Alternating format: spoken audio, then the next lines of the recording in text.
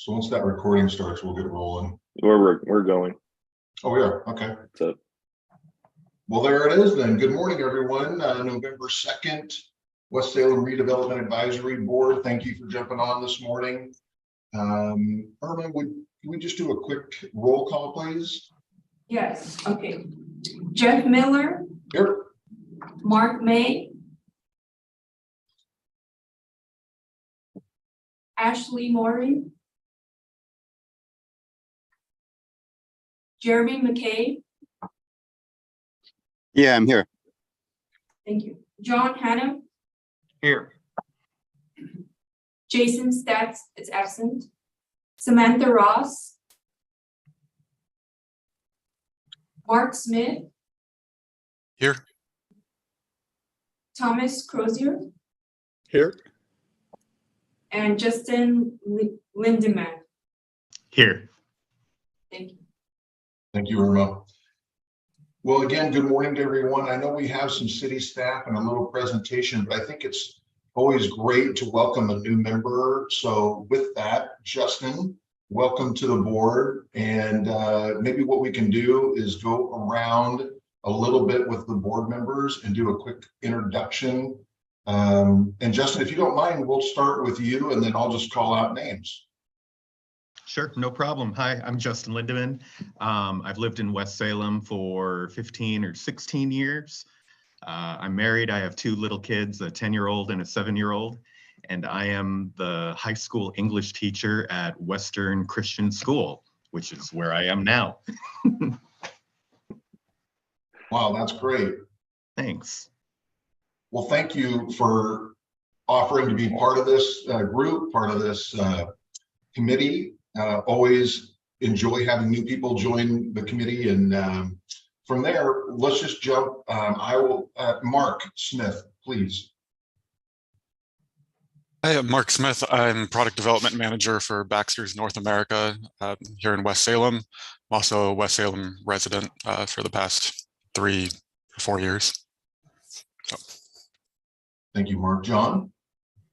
Good morning, John Hannum. I work for Goodwill, in our Goodwill store in West Salem. I oversee kind of the territory in there, so that's kind of how I got onto this board. Thank you, John. Mark May, good morning. Good morning. So we have Mark May, president of Rain Suite. Lived in West Salem since the 70s. Actually went to school here. So enjoying my time on the board with Jeff and the rest of the team. So welcome, Justin. Thank you, Mark. Tom? Yeah, hi, my name is Tom Crozier. I've lived in West Salem for 2 years now, and I've been working in retail management for 30 years, and a couple months ago started a new career working in special education in the school district. And I've been on the board now for about 4 months, I believe, 5 months. Yeah. Thank you, Tom. Ashley? Hi, I'm Ashley Morey. I work at Salem Electric here in West Salem. Been here for coming up to 9 years now, and working as a member service lead here. And then been on the board this is my first year, not quite a year yet. Thank you. Jeremy? Hey guys, my name is Jeremy McKay. I'm the owner of the West Salem, the East Salem Ace Hardware. I've been a resident in West Salem for probably 7 years, and this is my first year on the board as well. Thank you, Jeremy. And Justin, Jeff Miller, I do commercial real estate by day, coach up at West Salem High School football. Not a great year, so let's not talk about it. And then lived in West Salem as a kid, and then moved away, and then as an adult moved back 20 some years ago. Love West Salem, just such a own little community in and of itself. And so just really proud to be part of that that part of Salem, that little area. So I think it's awesome. And I will say, Jeremy, Justin, we're getting back to where I think we're going to go back to in person, which is even better. Hopefully you're able to make some of those, as being that you work way out there, out west there. So with that, welcome. And again, thank you for your service. So moving on, has anyone had a chance to review the agenda? And if so, would entertain a motion to approve or amend? I move to approve. Thank you, Mark. Is there a second? Second. I'll second that. Thank you, John. And third, Tom. Any discussion? Usually there isn't. So all in favor, please say aye or raise your hand. Aye. Aye. Aye. Any opposed? Motion passes. Moving down to the minutes. Does anyone have an opportunity to review the minutes or watch the previous meetings? Justin, I know that you went online and watched every meeting to get up to speed. With that, would entertain a motion to approve the minutes. So moved. Thank you, Mark. Is there a second? Second. Second that. Thank you, Mark. Any further discussion? Again, usually not. So all in favor, please say aye. Raise your hand. Aye. Aye. Aye. Any opposed? Thank you, Tom. Motion passes unanimous. And I don't think we have any public comment or anything in the board packet for our discussion. So we will move down to our guests that are here from the city of Salem. And Tori, I will turn it over to you to kind of make the quick introduction, even though I think we're all pretty familiar with some of the city staff. I am personally with Gretchen, always a big fan. And so with that, Tori, please. Sure. Happy to be here too. I'm Tori Bamford. I'm staff with the Urban Development Department. This is an urban renewal area, one of 7. So Justin, we haven't formally met, so it's nice to see you on the meeting. We'll probably connect at a later date and we can go over additional details, but it's nice to have you here. So yeah, this is one area of 7. There's 2 other boards similar to West Salem's advisory board that advise city council acting as the urban renewal agency for these areas.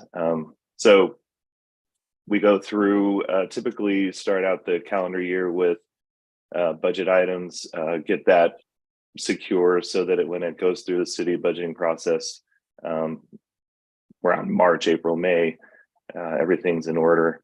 And then we'll have additional, we usually have an annual calendar. So as we get close to the end of the calendar year, we'll come out with another one.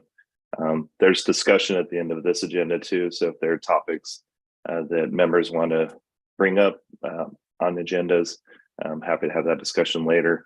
But today we're welcoming Gretchen again. This is to revisit resources for the unhoused. There's been housing crisis, things have gone expensive and there's been shortage of supply. And so the city's done what they can to try and work with partners to create resources in transition. There have been a lot more multifamily housing units constructed over the last few years. So there's been a lot going on to try to mitigate that shortfall. And I think there are a lot of successes. So it's just an opportunity for the group to hear from Gretchen and Robert on those successes and resources and next steps. So just wanted to welcome and thank Gretchen for coming again. If you want to start us out, Gretchen, maybe Robert, introduce yourself. Thanks. Absolutely. Good morning, everybody. Gretchen Bennett, City of Salem, Mayor and City Manager's Office staff, and personally always excited to see you as a West Salem resident and mom of kids at West Salem High. Glad to be here. I also want to quickly ask Robert to say hi. Robert is going to follow me. I'll make a couple quick updates for you on efforts, resources, and successes, and then ask Robert to talk about emergency services. And so Robert, if you want to quickly say hello. Yes, good morning, everybody. Thank you so much for having me. As Gretchen said, my name is Robert Marshall. I'm the Emergency Services and Response Manager for the Arches Project. I've been here for a little under 3 years and have bounced around, I think, almost into all of most of our programs here.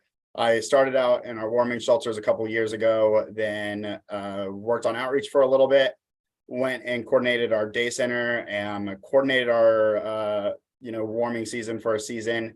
Took a little hiatus from that, managed our coordinated entry program for about a year, and then came back as the emergency services manager. Very good. Robert, thank you so much. I think you'll appreciate Robert's logical, data-driven approach to a really complex issue. I know I get it. I really appreciate every time I get to work with Robert. Well, quick notes on some efforts. We're currently underway with a recent decision by City Council to clarify our legislative priorities in this upcoming legislative session, which includes requesting funding to be able to operationalize a sobering center to assist law enforcement and neighbors and others who see people who are out unsheltered in unmanaged spaces and need a place to sober up in a safe space that could also potentially be a bridgeway into treatment. So that's on the priority list for this legislative session, as well as funding to continue the sheltering efforts that have been launched with one-time funding dollars. We've opened a number of things to expand alternative shelter options, particularly for women and children, to help meet gaps. And we're concerned about sustaining those. So we also have that as a priority for the City Council's upcoming legislative session advocacy. Another effort that's underway is the city's navigation center. We're delighted to have investments by the state of Oregon and Marion County, as well as City of Salem, to establish a navigation center in our community, which would assist up to 75 persons at a time with coming in from outdoor, unmanaged, unsheltered, parks, sidewalks, etc., and be able to stabilize and then start taking their next step. So we'd bring folks in, all services would be delivered on site, and then people would be able to transition, we hope, to what's the next positive destination for them. The city is currently in the middle of a significant renovation project for the building that we plan to use, and we're hoping to open that in winter of 2023, this winter. And the Mid-Willamette Valley Community Action Agency Arches Project is going to be the operator and the deliverer of services. And I'm delighted about that. They've been researching how these centers work in other cities and paying attention to where people are getting success. So I'm just delighted about that. Couple of resources that we're so glad to have. I think I've had the opportunity to let you know we have a new team in Salem, the Salem Outreach Livability Services and Homeless Services team now at the city that we didn't have before, which is a dedicated resource of 7 individuals who work specifically in our outdoor spaces, trying to facilitate connections to referrals, trying to bring safety, develop relationships with people who are out there so that we can gain trust and be able to more effectively investigate crimes, as well as to remove waste and garbage from locations. The garbage side of the house has been averaging over 1 ton a day since since beginning to operate in August. So we're just delighted with a volume of trash we're starting to get off the streets. And I think that helps everybody experience better livability. So we're excited for that resource. Another new resource is that our sister organization, Salem Housing Authority, just earned a new designation. You have to achieve it by accomplishing a set of goals with HUD, or the Housing and Urban Development Department, that creates greater flexibility for what they're going to be able to do to more flexibly respond and meet people's needs. So we're delighted that they've earned that new credential and think that should help on the housing side of the house. A couple of recent successes real quick. We were able to successfully transfer the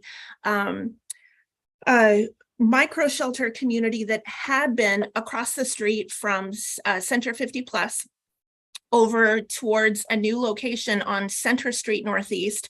And that was in cooperation with a West Salem business over kind of near Walker Middle School by the ball fields back there. At the time, it was called Edomo, and I think they've gone through a name change, and forgive me, I don't remember the new name, but they constructed new shelters that the community donated the costs for.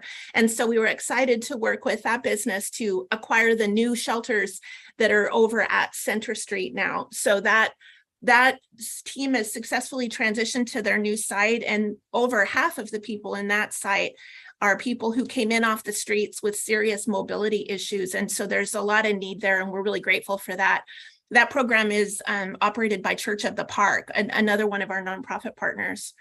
We also just worked really hard last week around an area near the airport at Airway Road. A sizable community was developing there, but it was within the Federal Aviation Administration's flight path, which is an unsafe place for people to shelter. So we worked hard with our partners on trying to identify referrals and resources, and then concluded camping at that location. It just wasn't safe or workable for people.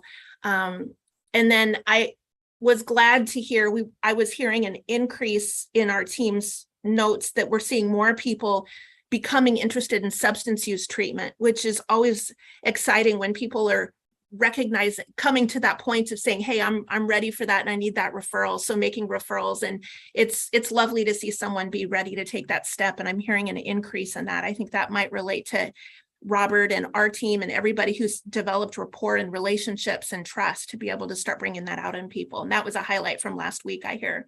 With that though, with those notes on some efforts, resources, and successes, I want to turn it to Robert, who's going to speak specifically about emergency services.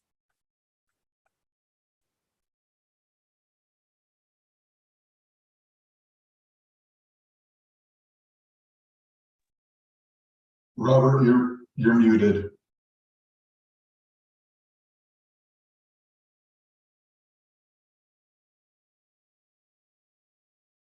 There we go. Now I'm unmuted and we can see my slide. It's a very short slide deck. It's not like anything crazy. I think it's like 6 slides, so I'm not going to bore you guys. So as I was kind of mentioning earlier, I operate our emergency services program, and a lot of you guys probably know the term the Salem Warming Network. And so how we got to emergency services from the Salem Warming Network was that we wanted a program and we wanted a brand within Arches that, you know, really spoke to the amount of work that we're doing in terms of responding to emergencies and responding to, you know, like the homeless crisis and everything as it, you know, pertains to, you know, like individuals that are sleeping outside. So we felt that the Salem Warming Network was just really limited to just warming. And we wanted something that showed and everything, you know, like our full breadth of services and everything as well. So really what our vision is with this program is we want to provide rapid response to disasters in our community that are impacting unsheltered residents.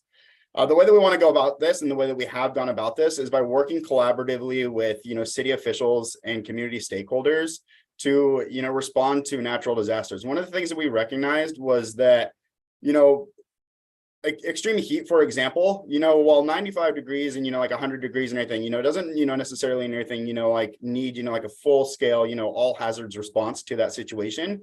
You know, that is still, you know, like a disaster and everything. That is still a climate emergency that's affecting our unsheltered population. And we wanted a team that was, you know, really working collaboratively with Gretchen's team and other folks at, you know, like the city of Salem, so that when these, you know, climate hazards are happening, you know, we can assist them in getting those supports and the services out to unsheltered neighbors. For example, this past summer, when we had all those extreme high temperatures, I was able to contact the city of Salem. They have a warehouse and everything with bottles of water, and they kept us stocked up on bottles of water for us to distribute to our unsheltered neighbors, which was huge for us. We didn't have to, you know, come out of pocket or anything on, you know, like community action agency side to purchase the water. The city had the resource, we had the means to deliver, and it was just a really good partnership for us and everything to kind of just be able to do that. And, you know, each of us were able to kind of, you know, pick up, you know, like a piece of that effort and everything and get folks, get supports and services out to the unsheltered individuals that needed it. So the best services that we have within our emergency, you know, our emergency services and response program are our homeless outreach teams and our emergency shelters. So it's a combination really of those two. Our homeless outreach teams, they're skilled professionals that are all trained in mental health first aid and knowledgeable about community resources. We work within Marion and Polk County, connecting individuals and providing basic needs services. So as Gretchen was saying, those teams are out there every day of the week, building rapport with individuals, connecting with folks, providing them information about resources, you know, delivering basic needs supplies. And that's really where, you know, we've been able to get people connected to, you know, drug and alcohol treatment, as Gretchen was saying, is because we're going out there and we're building that rapport. The first time you ask somebody if they want to get into treatment, they're going to scoff at you and kind of tell you no. And, you know, the reason for that is because they've probably tried it before and they failed. Or, you know, like if you just come and you know, just immediately offer, you know, the service and everything of, you know, drug and alcohol treatment, it comes off and everything as if you're possibly just judging them like other members of the community would be. So if you slowly build that rapport, get to know that individual, kind of find out what their desires are, then we're able to talk to them and slowly talk to them about what their goals are for the future and what they want to accomplish, and then help them recognize that, okay, hey, you know, the drug and alcohol treatment portion of that and everything would really help you achieve those goals. And that's really the approach that we take to it, is, you know, helping them realize that, you know, getting into these services and everything is what's going to help them align with, you know, what their end state is going to be. It's not about what my end state is for that individual. It's what their end state and what they want to accomplish, and how can our teams and everything do that and make sure that we're doing that in an ethical manner. We also operate emergency shelters, and these are rapidly mobilized shelters that we operate during natural disasters and human-caused hazards. These shelters are low barrier, they're co-ed, and they're intended to provide a safe space for our community's unsheltered residents. We'll talk a little bit more about emergency shelters here in a minute. I do want to talk about some of our outreach successes. So our greatest accomplishment, and I put one of them here, but I think there's two greatest accomplishments. So we'll talk about the one on the screen, is after the Market Street sweep, I believe it was like a year and a half ago already. Like a year ago, I don't know. I was talking to Gretchen about how I thought it would be cool and everything to have a way of being able to kind of just like monitor and track, you know, where homeless camps are, so we could visualize it on a map and we could, you know, collect that, you know, geospatial data. And then, you know, also, you know, projecting long term, if there ever was, you know, a natural, you know, disaster and all hazards, you know, incident that need to be managed, being able to have information that could be shared with the city, so that we can also make sure everything that we're, you know, identifying and locating are high density populations of homeless individuals. So we were able to partner with Esri's ArcGIS system, which is the same system that the city uses. And their public works used it a lot. If you actually Google them, you'll actually find out that Esri actually wrote a story about the city's use of ArcGIS after the ice storm. And it's actually up on their webpage and their blogs. But we've been able to start implementing this system and start tracking where homeless individuals are. So you can kind of see up here and everything. This is every time we've made a contact with somebody and everything experiencing homelessness. And you can see that this is just kind of just focused right on the Salem area. So fiscal year 23 year to date, so since July 1 to yesterday, we provided 1,681 duplicate services just in the Salem area. So that is just the Salem area. October 22, October of this year, we did 243 duplicated services. And our year to date for all of Marion and Polk County for this fiscal year is 2,359 duplicate services provided. So this is also really nice for us because I'm going to be able to visualize where the outreach teams are going. We're able to see where those high density areas are. And what's also really cool about this is I can go in here and I can search where a client is. So Salem Housing Authority has a voucher ready and available for somebody, and they're looking for, you know, Joe Smith. I can come into this system, type in Joe Smith, and it's going to highlight each place and everything that we've contacted somebody that's given the name Joe Smith, so that we can help Salem Housing Authority, or we can help other housing partners, you know, find out where these individuals are, so we can connect them to the services, because we know that they don't have phones. We know they don't have an email address. And if they're, you know, like all the way up on North Lancaster, they're not coming down to Arches to check their mail. So emergency shelters. So our emergency shelters are mobilized during a variety of natural disasters. Some of the most common ones are, you know, extreme high and low temperatures. So, you know, when temperatures drop below 32 degrees, we're still going to operate, you know, emergency shelters. Extreme high temperatures, these are usually, you know, day shelters that we open and everything, but we expand the hours to. We work within the community and everything to identify an array of shelters and everything throughout the community for folks. Poor air quality. So when 2020 wildfires happened and, you know, air quality is reaching those dangerous levels, we were able to get shelters open for our unsheltered individuals. And aerial flooding. So when extreme rains happen, a lot of folks end up getting pushed out of, you know, like, you know, folks that are camping along the Willamette River becomes dangerous when aerial flooding events happen. And so opening shelters so we can get folks into a shelter, we can get them away from that environment and help them kind of identify a safer place to go that maybe isn't in a flood prone area when extreme rains happen. This kind of also ties into a little bit of our outreach partnership as well. When shelters mobilize, our outreach teams are actually able to go out to the community. We're extending the outreach hours so that when shelters are open, our outreach teams are able to provide transportation and get people connected to these emergency shelters where they're located and provide them with that information. before, the shelters would usually open at like 7 p.m. if it was a nighttime shelter. And the outreach teams were getting off at 4 o'clock. And that made no sense. There was a 3-hour gap that we weren't telling people where shelters were and how we could get them connected to it. So now outreach teams, when shelters open, will have extended hours till about 8 o'clock at night, connecting folks and providing transportation. We also work really closely and in collaboration with the Salem Police Department. About 16 months ago, we started a collaborative group with Salem PD with a lot of homeless service providers, and it was in a way of discussing issues that were happening within the city of Salem and how we could really make sure that we were partnering together with the police department and other homeless service providers to provide people anything the outcome that they needed. So we recognize that jail isn't always the best outcome for somebody.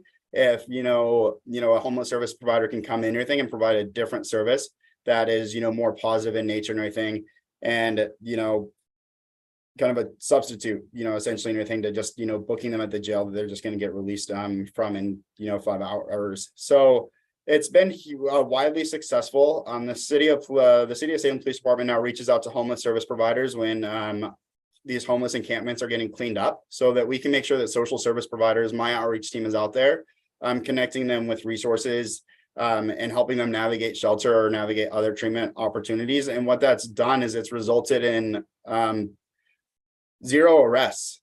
Since we started that partnership. Before anything, these used to be very tense situations and very tense environments. It was a tense environment for Salem PD because they necessarily didn't want to be there, and it was a tense environment for our unsheltered neighbors because they were getting forced out of where they were staying and having to figure out where they were supposed to go next. But by able to come in and everything, kind of be that middleman, connect them with services, provide them with different outcomes, it's taken a lot of that burden off of Salem PD. So in Salem PD is kind of just, hanging out there for the folks or anything that aren't leaving. They can help, kind of enforce that.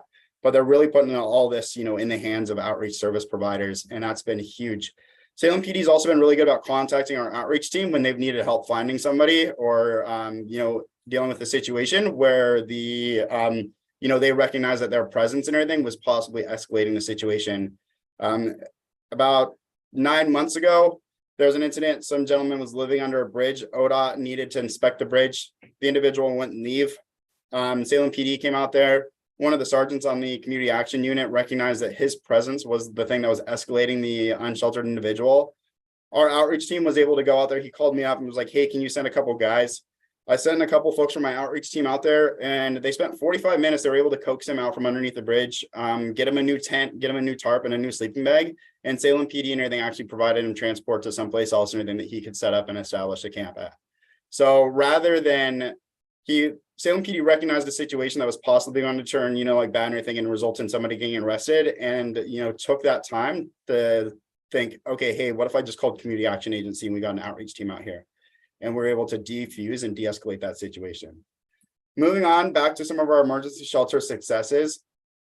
Our greatest accomplishment from last year's winter warming season was that we mobilized emergency shelters for 21 nights in a row between December 13th and January 3rd. Now, this is huge. This was the longest stretch activation we've ever done. But it started because we were doing kind of our 12 nights of Christmas. And then it was like after Christmas, the weather turned like absolutely terrible and was really cold, and kind of turned it into like the 24 nights before and after Christmas. But it was awesome. It was really great that we were able to provide that warm environment for individuals and everything so close to the holiday season that we're able to provide sheltering for individuals and, get them inside and everything during those winter holiday seasons. Total throughout the entire year from November 1 through March 31st, we mobilized shelters 56 nights. The average temperature for those activations was 35.028 degrees Fahrenheit. We served 935 duplicate guests and we served 52 duplicate pets. Now, as I mentioned, our facilities are low barrier, so pets are welcome. Folks can come and everything, with their significant others. They don't have to be clean and sober when they enter the facility. We just ask that they not utilize substance while they're at the shelter. As long as they can be safe and provide a safe and welcoming environment for themselves and others, they're going to be welcome to stay there. So it kind of is just a brief down and dirty. There is some contact information. if folks are inquiring about, our outreach teams or, emergency shelters, they're welcome to email us at emergencyservices@mwvcaa.org. That email address is a good way and everything to get in contact and everything, like our outreach efforts, what we're doing.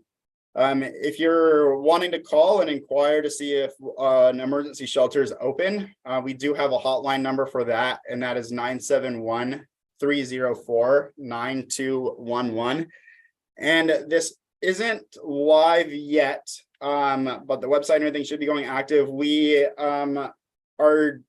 discontinuing the Salem warming .weebly.com, which used to be the old third-party email address for the warming network. And we worked internally with our IT department to create an emergency services page on our community action agency webpage as a whole.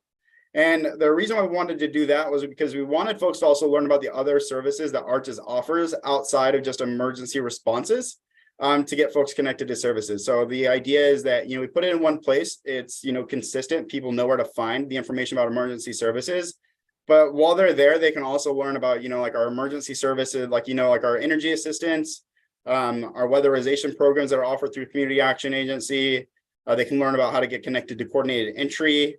And they can just, get connected to a wide array of services. And so we wanted to kind of just make everything and put it into one spot. So that is kind of, the down and dirty. I talk really fast, and that's because when I know that there's only a certain amount of time to present an agenda, I want to get all the information out there. So then all of you guys are stuck essentially drinking from a garden hose. So if you guys have any questions, if we have time for questions, I would be happy to answer them. Thank you, Robert. I always enjoy the quick speaking myself. I like it fast and to your words, down and dirty. So thank you. Any questions from the group? One point of just clarification. First of all, thank you. That was incredibly informational, at least for me.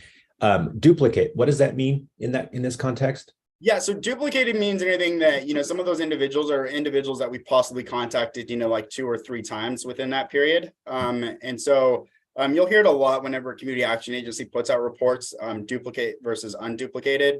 Unduplicated or unique would be, that number of guests or people that we just served one time. So these are folks that we've served multiple times, just because in the ArcGIS system right now, it's just hard for me to kind of break it down to, just unique individuals. Sure. Thank you. Is it possible to get a copy of this PowerPoint? Yeah, I can send it. I've got Irma's email, so I can send a copy of this PowerPoint to Irma, so she can include it in the meeting minutes. That'd be fantastic. Thank you, Robert. Jeremy, you had a question? Yeah, just a quick question. Do we have any updates on the micro shelters? I know for a while we were really big on ramping up and getting the micro shelters going. We had one that was preparing to set up in West Salem, and it fell through. I was wondering if there's any plans to get a second site going over here, or just a micro shelter update in general. Hi, Jeremy. It's good to hear you. Yes, I can provide that. We have currently, so there's 2 in operation right now. And then there's a third one that the city I just executed an agreement for the startup costs for, and that's going to be in South Salem. It's off of Turner Road, and it's a piece of property next door to the Elks Club, adjacent to Cascades Gateway Park, owned by Church at the Park. That micro shelter village is going to focus specifically on people aged 18 to 24. There's a significant need in that population, and there's argument that they thrive with an age-specific experience as opposed to being brought in with the general population. So that's our latest update on micro shelter villages.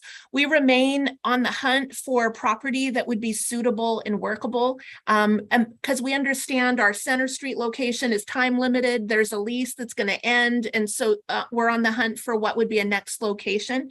At this time, I don't have a suitable parcel in West Salem, but we continue to look throughout the city to try to see what might be appropriate either for replacing Center Street when that ends, or for expansion should operating dollars become available. We've been impressed that they've been exceeding the outcomes that were expected in terms of helping people stabilize and transition to positive destinations. So we're finding that it's having success. We're also noticing significant drops in the use of emergency services for people who previously would frequently utilize emergency services like the ER and the Falck ambulance. We brought some of those folks into the micro shelters, and their usage dropped almost to zero, with the exception of one person for whom they had serious health issues.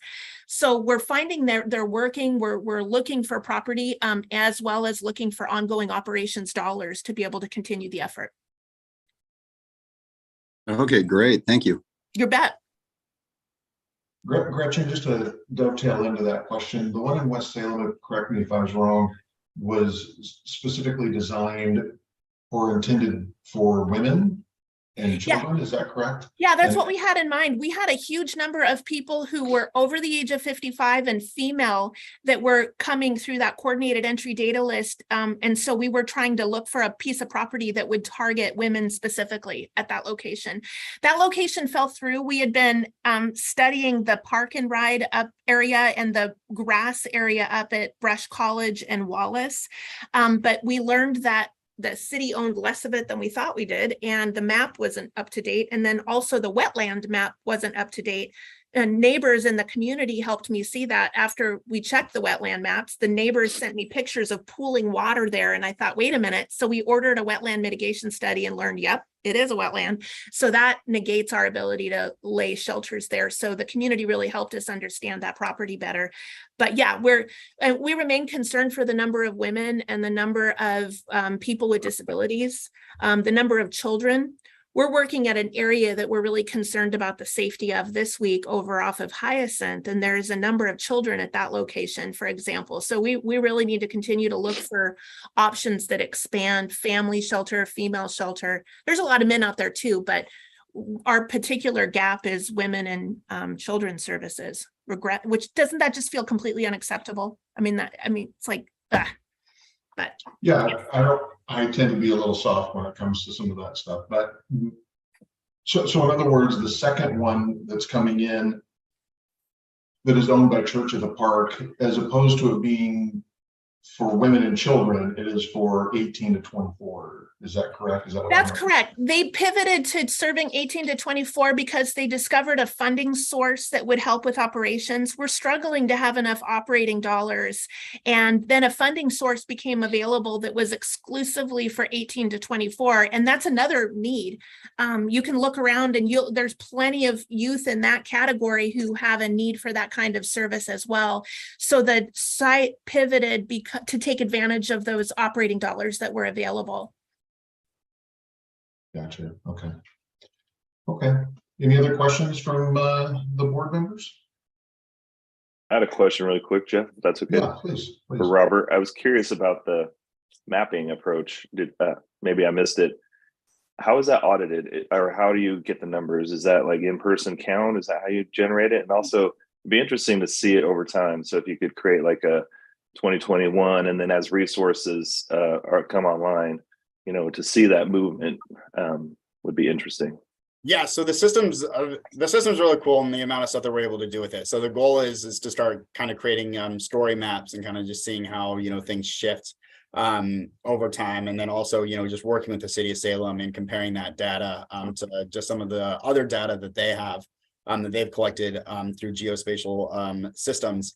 The way that we collect that information, there's a mobile app. And so when our teams are out interacting with individuals, they collect, basic information and then log the services that are provided. And that information is geotagged. So wherever that survey or wherever that form was initiated, that's where it's going to get logged in. What's really cool is that it's from when the survey was open and it was initiated. So like, even if we didn't have cell service at the time and we went through, let's just say that all the cell phones were down and we collected all this information, it's still going to log where the phone was when we started typing that information. So then when we do get connected back to Wi-Fi, the data is not going to populate where we all of a sudden got service at, but where these surveys were initiated. So then we can still utilize that and still see where we serviced folks, even, you know, if there were no cell phone services or, you know, like towers available. So really cool, very intricate system, a lot of great features. And Tori, as you mentioned, you know, like we're really excited on our end to just really see, you know, just, you know, tracking the data overall and everything, and just seeing where, you know, seeing if, you know, just tracking those trends over years, and then also, you know, just utilizing it with other services so we can, you know, just better have, you know, like a more robust response to emergency situations. Thank you.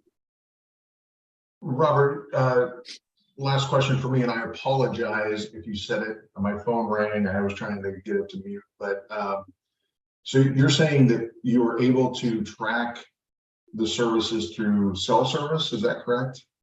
Yeah, so through their cell phones? Yeah, so it's through the cell phone. So, you know, it's just an app and everything that's just our outreach team downloads onto their cell phones. They go out there, they interact with somebody. It's about 5 questions that we ask. We just collect, you know, like the basic data elements, just first name, last name, and veteran status, and then date of birth if they're willing to provide that. And then all that information gets logged and then gets uploaded onto this map in almost real time. How many people do you what's the percentage of people that have cell phones? Because that is interesting to me. I didn't realize. So it's not the individual. So it's not the individual client that's filling out this information. It's our outreach team when we interact with them. Oh, I see. So our outreach teams are using their work phone. So when we make contact with somebody, we're talking to them on the side of the street, and, you know, we're building that rapport. We then enter that information onto our work phones, and that's how it gets. Yeah, I apologize. I was like, holy cow. No. I mean, I wish it was that easy. But yeah, okay. Another thing that I did want to add, though, speaking about cell phones and connecting folks to services, it hasn't launched yet, but we're going to be launching an opt-in here pretty soon for community members and even those that are unsheltered that do have access to cell phones to receive text alerts when emergency shelters are going to be opening. So when warming centers and cooling centers are open, there's going to be a text in, opt-in, everything for the community. We'll get that form out and everything, hopefully here sooner than later. So then folks can actually, you know, sign up to receive text alerts and find out when emergency shelters are open and what locations and what hours they are. So then they can also help folks navigate to those shelters. Perfect. Thank you, Robert. Gretchen, always great to see you as well. Unless there's any further questions, we will move on with our agenda. And Robert, thank you for sharing the slide deck with Irma, and I'm sure Irma will send that out to the team. So with that, thank you both very much. Welcome. You all have a great day. Thank and you, Tori, I owe you an apology. I had thought that you and Justin had met several times, and so when we were doing the introductions, I didn't even think to say that, so I apologize. Moving on, let's see, we're moving on to the West Rap Plan, Oregon Revised Statute. I see that Seth is joining us. I'm assuming that's what he is here to give us an update on. And so with that, I will turn that over to either Tori or Seth. Thank you. Yeah, I'll start it out really quick. I'm going to share my screen here. Bear with me. Okay, so here's a map of the urban renewal areas for reference. So West Salem here. This was created in 2001. Seth will get into this, but I just want to give some background. So when these areas are created, there were plans that led up to the creation of the area. And then there's a plan that's created for the area specifically. And with that, there are projects and all these things are guided by the state law. So what Seth has is an update to that. So I just wanted to share that. And then just as additional background, this group is advisory to City Council, acting as a renewal agency. So recommendations and things like that come from this group to them, and they ultimately make the decision. So that was I just wanted to give some additional context. And Seth is with the Urban Development Department. So happy to have him with us. And now I'll share it over to him. Cool. Okay, so transitioning from one of our most probably important community topics, go talk about homelessness, to maybe something a little more boring, a small URA plan amendment. But we should be pretty quick. So as Tori said, my name's Seth. I work in the urban development department with him. And I'm just here to provide some information on proposed changes to the amendment section we're going to be doing this to all the city's urban renewal plans, including West Salem. So as Tori said, we have 7 urban renewal areas, and there's one single property URA, and each area has an urban renewal plan, which describes the goals, objectives, eligible projects, basically guides what can be done in that urban renewal plan.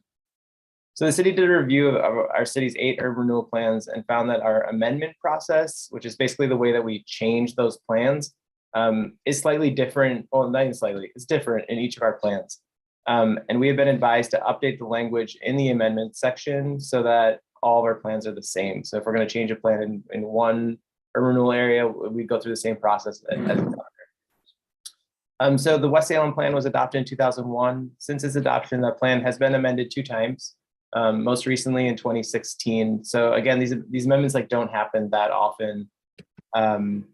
And the most common reason for amending a plan is to update the project list. And then the plans are periodically reviewed to make sure they're up to date with changes to legal or state statutes that govern urban renewal plans, which is what led to the changes that we're having. So I will pull up this section that we're changing.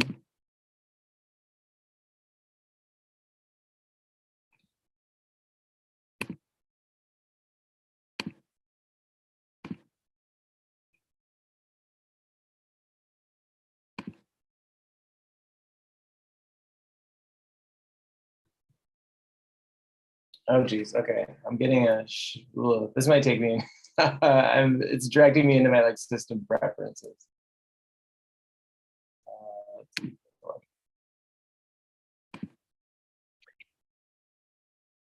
It might boot you if you have to update that, so I can see if I can bring it up. Yeah, it's page 23. Page 23. Of the. Okay, yep, I have it. Just so you know, too, guys, so the agenda went out 2 weeks before, and then the updated, I don't know if you have the attachments, you can reference it on your own attachment. The Zoom link was updated with the agenda and the attachment. So if you want to reference it there, I'll put it on my screen here. Thank you. Sorry about that. I think I did an update and great. Okay, thank you. So as you can see, you'll notice some really minor changes to that section 1000.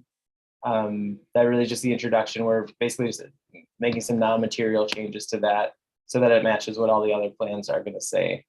The bigger changes is the major amendments section. So the major amendments are going to be deleted. And the reason we're doing this is that major amendments, they're not referred to or defined in state statute.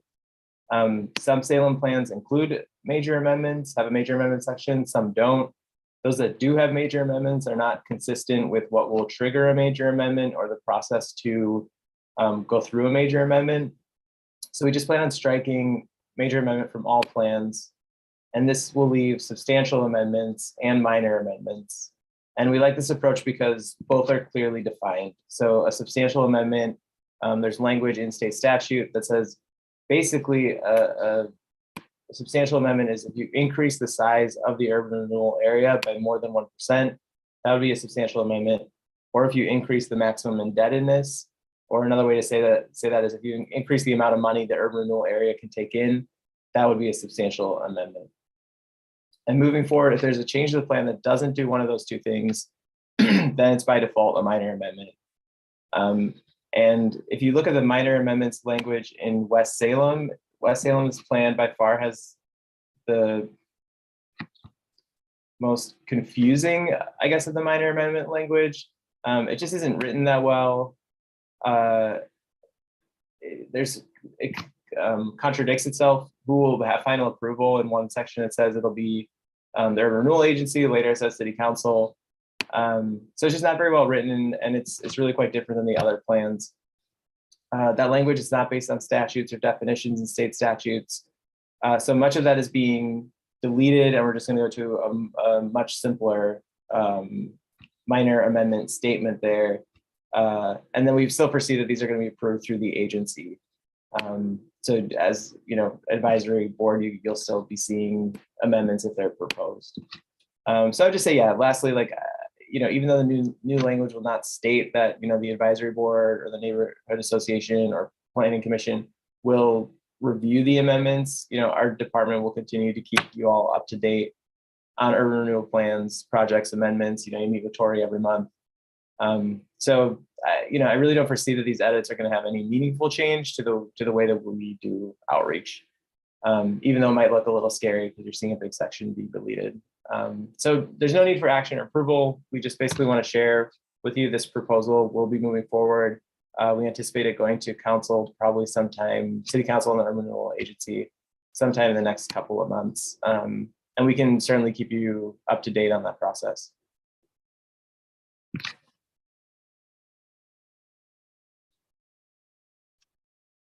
Thank you, Seth. Tori, what would be a good example of how this could affect this group? In other words, positively or negatively, frankly, is there an example you could give us to say, well, because you can't do a minor amendment?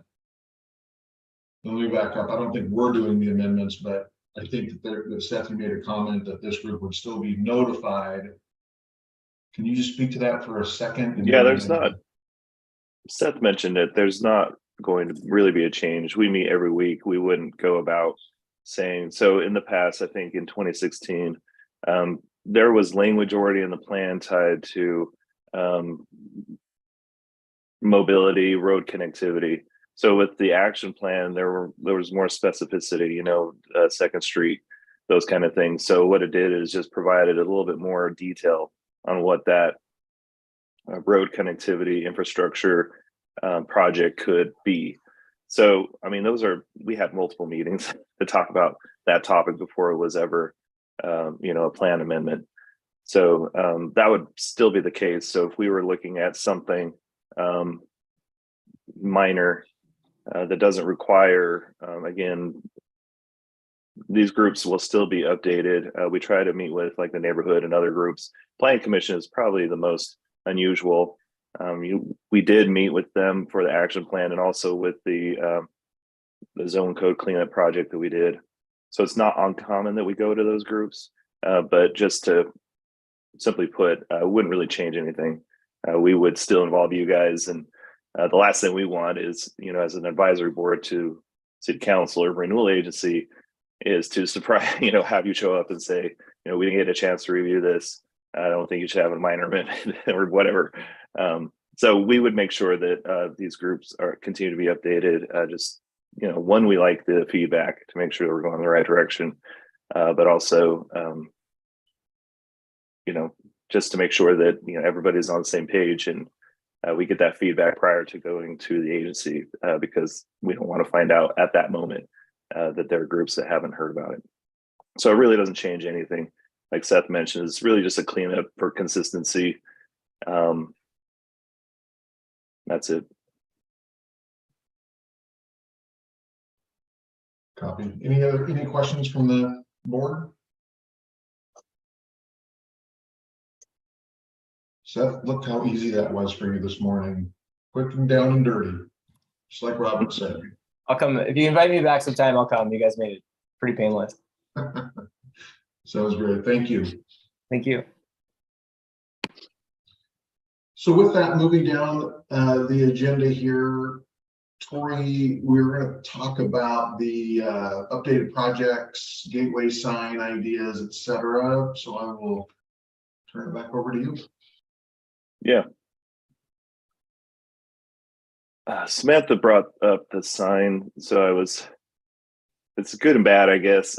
We haven't really made that much project progress. I've met with ODOT a couple of times to propose locations, and it's, you know, there are some areas that would be ideal that conflict with, you know, there would be considered safety. They feel like it's still in site clearance areas and those kind of things. So we're still going back and forth on locations. Here I can share a map so I can let you know what I'm talking about.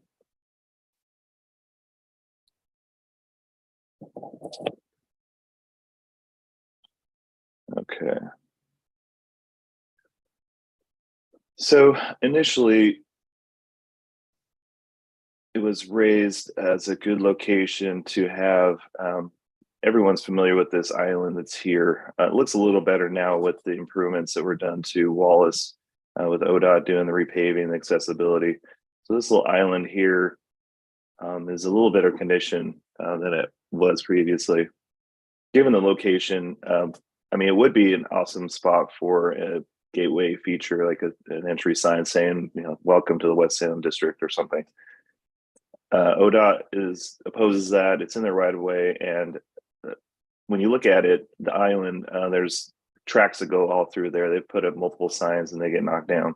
So it's an unsafe location, given the amount of traffic that goes through there and the likelihood that it would get hit. So what we did from there is proposed a few different locations. So I had a meeting with them to talk about Rosemont, for example. So we have this Edgewater Parkway we've talked about in previous meetings, and it's kind of a shared, and there's ODOT right of way with 22 and Edgewater Street, but there's also some areas that are city property.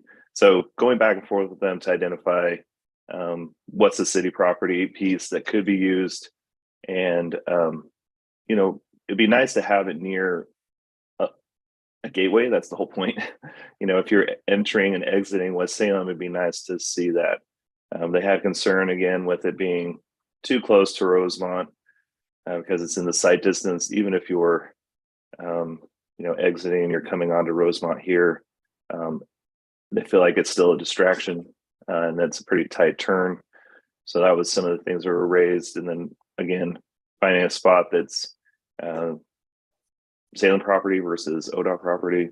We do have a wayfinding sign near there. So, you know, that's fairly small compared to, I think, what people envision as like a gateway type of a sign. So the first thing would be narrowing it down so that we can find a good spot and it still works as a gateway feature sign. I mean, we probably have property out here in the middle of the Edgewater Parkway, but it doesn't really serve the purpose of a gateway feature if no one's seeing it. So those are some of the balancing things that we still have to go through to identify a spot. And then once we identify a spot, we'll have to bring a lot of parties in to talk about design. There have been signs discussed in other parts of the community. People have a lot of opinions on what things should look like and what artists should be involved. So that would be part of it. With the improvements to 2nd Street, and so for Justin and as a refresher to others, we're improving from Girth all the way to Wallace. There's been talk about having locations potentially for art. And so maybe, and also within the community, Edgewater Parkway, discussion about incorporating art pieces. So we haven't taken it very far, but there could be an opportunity to incorporate like a West Salem district sign or notification incorporated into art. So there are a few different avenues we could take to talk about it. I think maybe members on this advisory board and members in the community would have different visions of what, you know, when you mention like a gateway feature or a entry sign, what that would look like. So it'd take on a bit of a, you know, a process. I think if it were art, you probably have a little less say. You know, it would be really up to whoever that artist is that's commissioned to incorporate those elements into something. And so then you get, you know, it is what it is. Some of the locations that could be good for that would be like Patterson, potentially. Patterson is already redeveloping quite a bit. And then as 2nd Street's improved, it's a pretty important intersection. Patterson, as you know, is the route traffic takes if they want to get to Wallace. So from Edgewater, they go up Patterson to Wallace. So to highlight that intersection could serve potentially as something interesting at that spot. And it's just a matter of making sure that the, you know, the bulb outs, the curb extensions that we're planning there is sufficient to accommodate, an art piece or a sign of some kind. We're looking at this location too, but it gets into that, we'd have to keep it back off 2nd Street because Wallace is ODOT right away. So really up to this point on 2nd Street is off limits.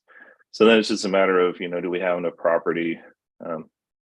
This is Goodwill here and some of the restaurant. I think this is Carl's Jr. and those things. Anyway, so a good location there. It'd be visible off of Wallace, and it's an important intersection. So there are a few different things happening all at once. I don't have a definitive, this is a good location, this is what it could look like. That would be ideal if we could get there. But it'll just be an ongoing conversation with this group and with ODOT as we narrow it down. Oh.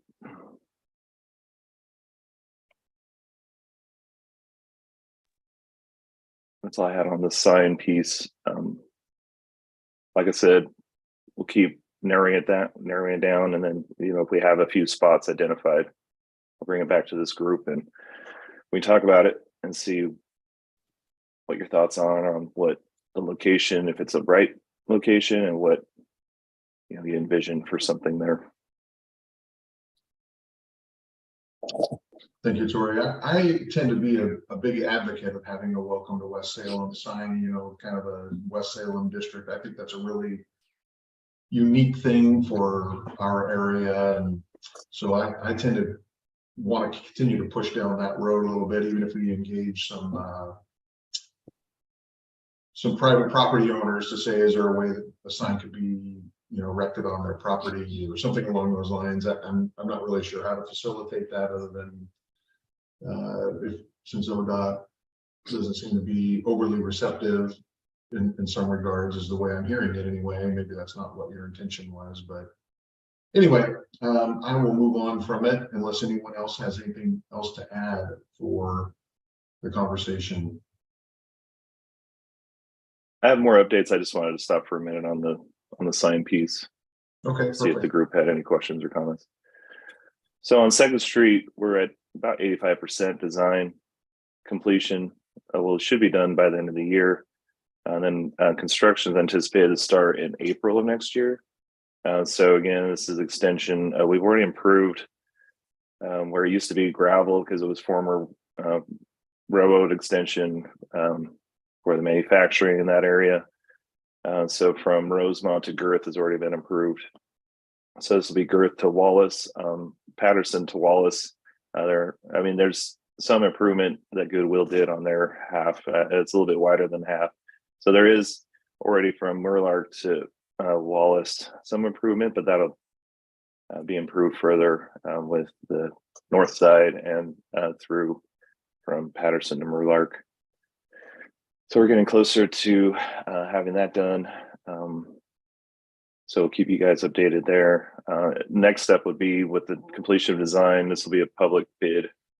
So I'll let you guys know timing of when that construction bid goes out to the public. And then responses will come back. We'll narrow down to the contractor that fits the profile, and then inform the group too once that's selected and the timing for construction. So that'd be the next steps on that. And then the Urban Land Institute, this group had an update from them. We contracted with them as an opportunity. They had a short study from June to August where they brought in professionals from other communities in the Northwest to look really quickly at West Salem, some of the opportunities and constraints that are here. And they offered some suggestions. So they provided that update to the group. We have kind of the final report. So I'm happy to share that. It looks the same as what you saw, but now it's in like a PDF, or if you want like a little booklet, I can get that to you. Just let me know if you want to receive that. Justin, obviously it's new to you, so I will send you the email. And we have more to talk about beyond that, but it was just a visioning exercise to see what areas could redevelop with investments and how to, some ideas to consider for the future.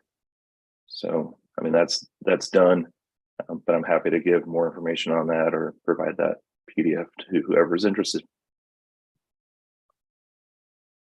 I think everyone knows, I think I probably already updated you, our Salem, the comprehensive plan zone change update that went on for, I don't know, 3 or 4 years. That's all gone through now, so that's been implemented. That's pretty much what I had for updates, unless you guys had something else. Great, thank you, Tori. Any questions from the group or comments? Tori, I think that you may have sent that updated ULI report out. At least I have it, or I have a copy of it. I don't know if someone sent it to me or what happened, but I received it. Does anyone else receive that final report? Yeah, so we sent it to the people who participated in the interview. So the group agreed that Jeff and Mark, as the chair and vice chair, should be involved there. So it went out to the people who were interviewed. I spared everybody else, so unless you want to receive it, I'm happy to. In fact, I'll just do that. I'll send it to the whole group. It'll just be an email attachment. So if you want to look it over for the refresher, I'll send it to you. Okay, that sounds great. It's 29 pages of light reading for everyone, so you got some time to kill. Well, with that, if there aren't any further questions for Tori regarding the updates, we are moving on to kind of the end portion of the agenda, where we open it up to people that are part of the West Salem Business Association or West Salem Neighborhood Association. Anybody involved in any of those things? Typically, Samantha chimes in at this point. Oh boy, who else? Jason jumps in at this point to talk about what's going on down at Edgewater. But they're not here, so Jeremy, please. Yeah, I can give a brief update on the WSBA. They had their candidate forum last Thursday, really strong attendance. Let's see. Some of their speakers were Representative Paul Evans and candidate Dan Farrington. Raquel Moore Green was there as well. Something came up with Senator Deb Patterson and she wasn't able to make it. And then I think Tom Hoffert from the Salem Chamber was there as well to talk about a bond measure. As I said, it was very well attended. A lot of good discussions came out of it. And unfortunately, I was at a different lunch. YMCA had a lunch the same day too. And so I just came in for the last half hour, but yeah, pretty cool. Great. Thank you, Jeremy. Anybody else? Yep. Well, look at us. The gift of time, everyone. That's exciting. Unless there's anything else for the good of the order, Seth, thank you for joining us this morning. Tori, as always, good to see you, and along with everyone else. Justin, thank you for jumping in and participating in this group, and welcome. We hope you enjoy it. If there's nothing else for the good of the order, I wish you all a wonderful day and look forward to seeing you all next time. Thanks, guys. Have a great week. Thank you. Likewise.